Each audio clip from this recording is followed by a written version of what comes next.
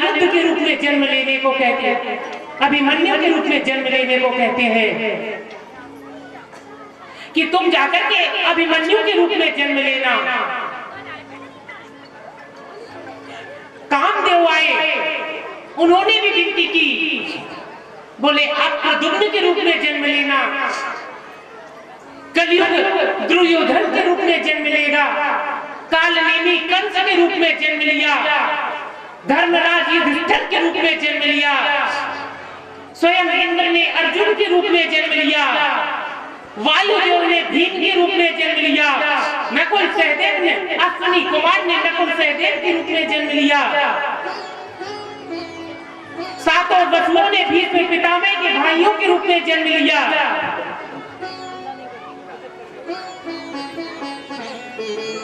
शेष नाग ने बलराम के रूप में जन्म लिया, अवतार ग्रहण किया। नंद ने नंदगोप के रूप में जन्म लिया, मनु शत्रुपा ने वसुदेव और देवकी के रूप में जन्म लिया। इस तरीके से सभी देवगण, यहाँ तक कि भगवान शिव अश्वत्थामा के रूप में जन्म लिए। अग्नि ने दृष्टद्युम्न के रूप में जन्म लिया। सभी देवगण जाने की होड़ मच गई। गोवर्धन बोला प्रभु हम भी चलेंगे आपके साथ, वृंदावन बोला प्रभु हम भी चलेंगे आपके साथ। तो भगवान ने गोलोक धाम से 84 कोस का ब्रज पृथ्वी पर भेजा, क्योंकि जब परम परमात्मा का अवतरण होता है ना, परिपूर्णतम भगवान अब जन्म लेने वाले हैं। क्योंकि 16 अवतार भगवान कृष्ण परिपूर्णतम ब्रह्म माने गए हैं। ब्रह्मा विष्णु शिव जैसे असंख्य देवगण गोलोक धाम का परिक्रमण करते रहते हैं। करोड़ों वैकुंठ, करोड़ों शिवलोक गोलोक धाम का नित्य निरंतर परिक्रमण करते रहते हैं। वे साक्षात परिपूर्णतम भगवान अब पृथ्वी पर ब्रजधाम में अवतरित होने के लिए अपनी व्यवस्था स्वयं कर रहे हैं। देखो, जैसे कोई प्रधानमंत्री आता है या कोई राष्ट्रपति आता है या बड़ा राजनेता आता है तो कितनी व्यवस्थाएं की जाती है। उसके लिए बैरियर बांधे जाते हैं, बल्लियां लगाई जाती हैं, बड़े बड़े टेंट लगाए जाते हैं, मार्ग सफाई की जाती है, अच्छे अच्छे तंबू, सब कुछ व्यवस्था की जाती है। तो ऐसे ही भगवान के अवतरण के लिए सारी व्यवस्था यहाँ पर हुई और भगवान ने अब जन्म लेने के लिए कंस के राज्य में देवकी माता के गर्भ में जाकर के प्रवेश किया है। और लेकिन थोड़ा सा वृतांत यहाँ पर 2 मिनट का और कहना है। एक बार की बात है, मथुरा प्रदेश में राजा आहू नाम के राजा राज्य करते थे।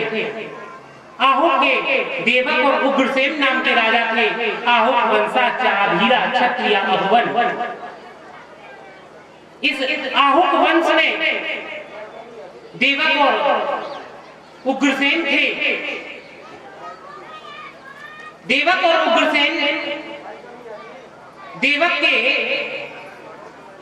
10 पुत्र थे। देवमान, गुरुदेव, सुदेव, देववर्धन, जनदेवा, शांतिदेवा, उपदेवा, श्रीदेवा, देवरक्षता, सहदेवा और देवकी ये सबसे छोटी पुत्री थी। दूसरे पुत्र उग्रसेन थे। उग्रसेन के भी 10 पुत्र थे। कंस, सुनामा, न्युग्रत, कंक, सुनामा इत्यादि पुत्र थे। कंका, कंसावती, कंसा, सरहु, राष्ट्रपालिका आदि इनकी कंस की बहनें थी। सारी देवकी को ब्याही थी। देवकी के भाई का नाम था देवमान उपदेव, देव सर्वस्व देववर्धन। आगे चल करके जब कंस अपनी बहन देवकी, जो चचेरी बहन थी, उसको बड़े प्रेम से विवाह करके, क्योंकि वो उसे बहुत चाहता था, विवाह के करने के उपरांत उसे जब छोड़ने जा रहा था, उसी समय वह प्रेम से अपनी बहन के साथ साथी बनकर के भाग रहा था। उसी समय आकाशवाणी हुई, पापी प्रग्रहणं कंस माभात्या शरीरवा अस्यास्तमास्तमो गर्भो अभिताये वैसे अवधूत।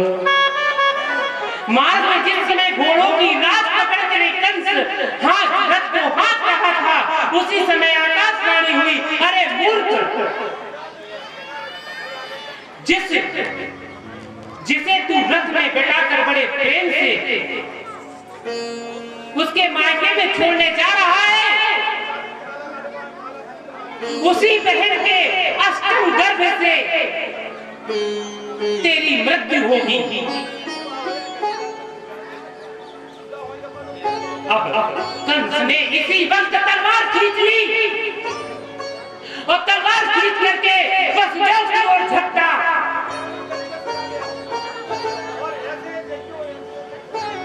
वसुदेव जी महाराज बड़े शांत प्रवृत्ति के थे, बड़े सात्विक थे और स्वयं मनु शत्रुपा भगवान मनु का अवतार था।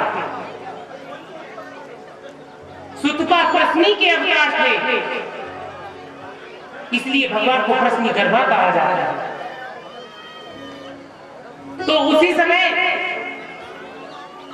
भगवान कृष्ण के पिता स्वयं वासुदेव बड़े द्रवीभूत होकर के हाथ जोड़ करके उस दुष्ट से कहने लगे, ऐसा तवानुजा बाला कृपणा पुत्री कुसुमा हंतु नारसी कल्याणी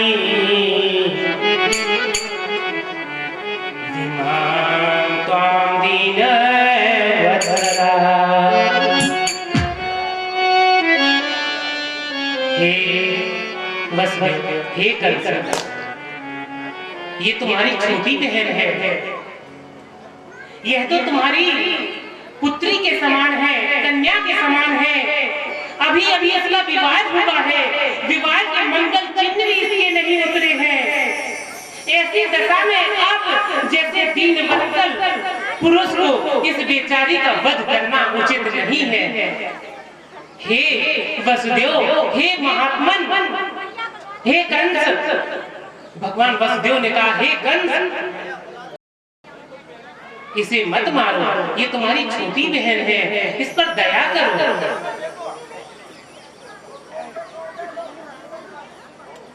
तो उसने, चूंकि वसुदेव सत्यवादी थे, कभी झूठ नहीं बोलते थे, उसने वसुदेव को सत्यवादी जान करके ये वचन दे दिया कि जाओ, मैं तुम्हें देवकी को अपने दंड से मुक्त करता हूँ।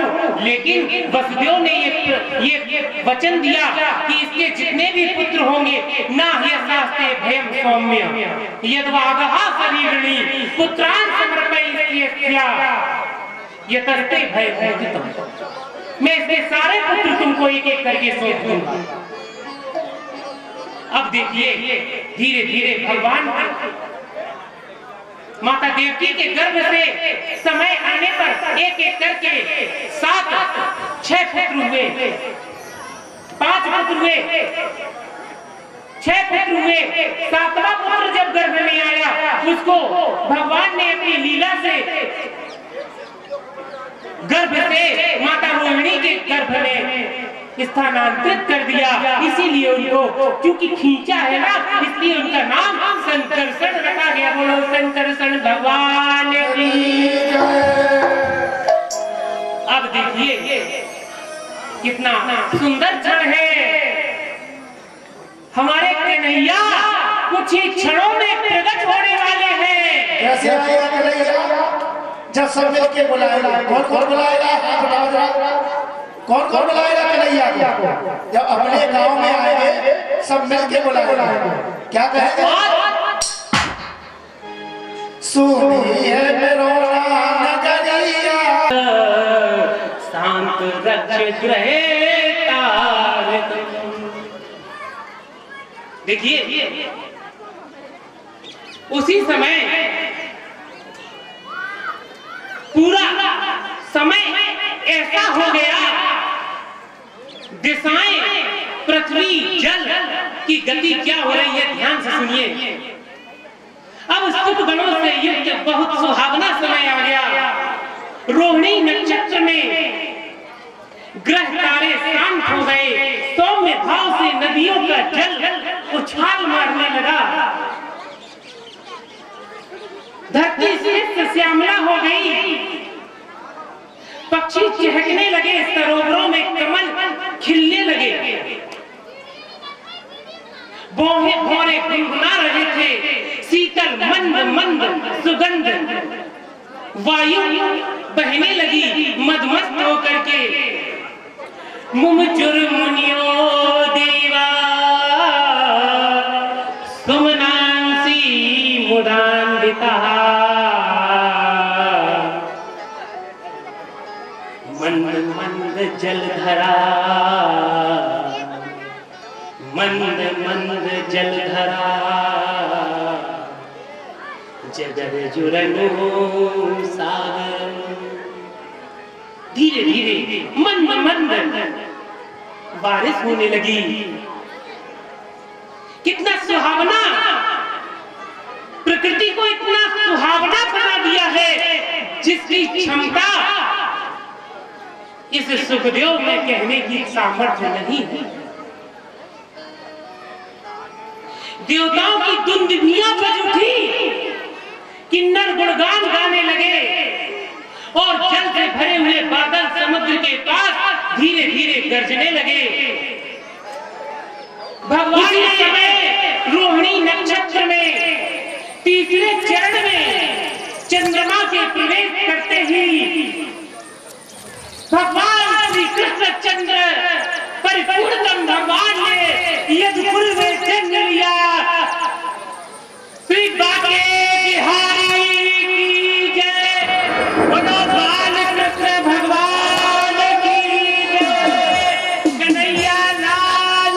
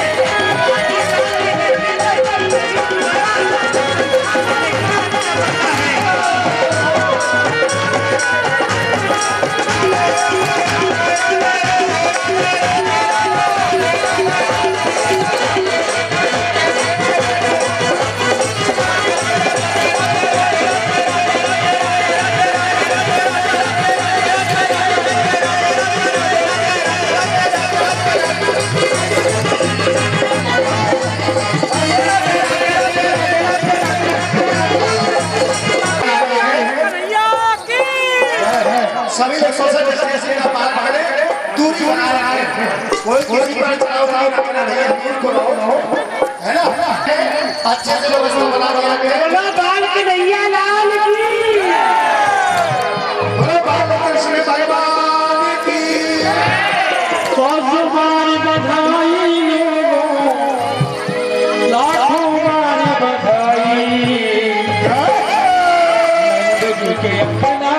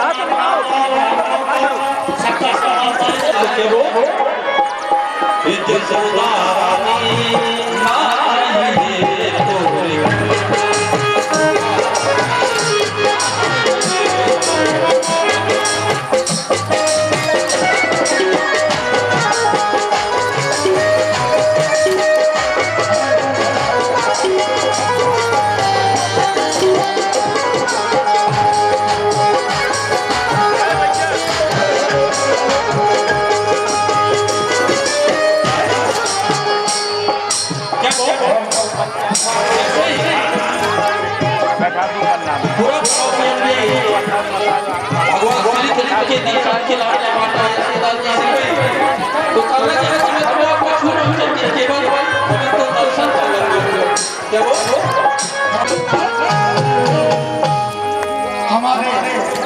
गुरु जी का हमारे मालिक जी सम्मान करेंगे और साथ ही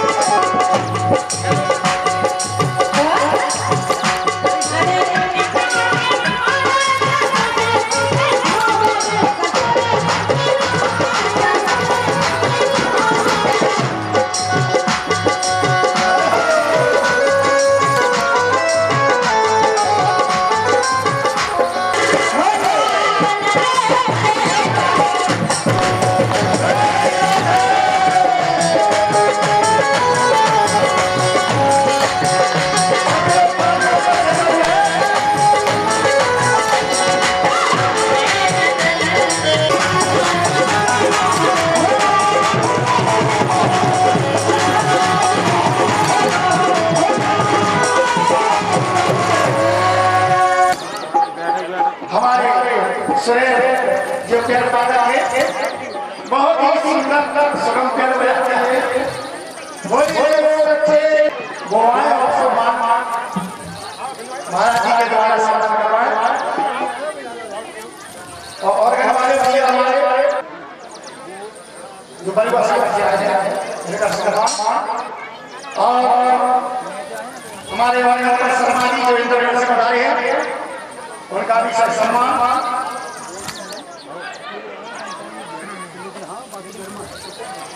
महाराज महाराज जी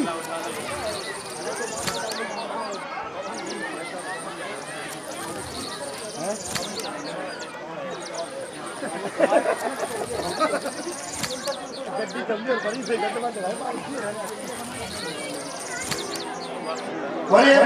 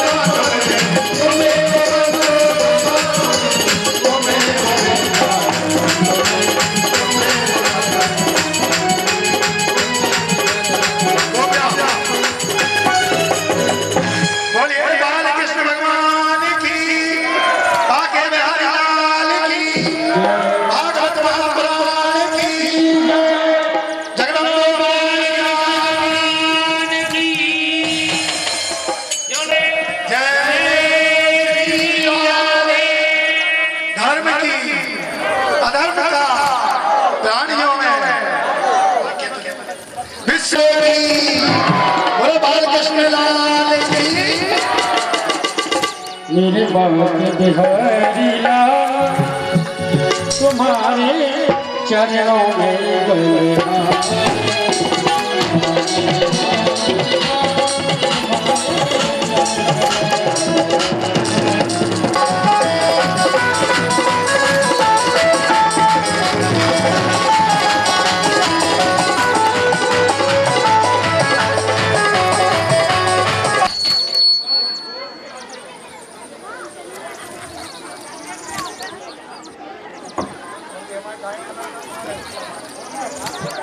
अरे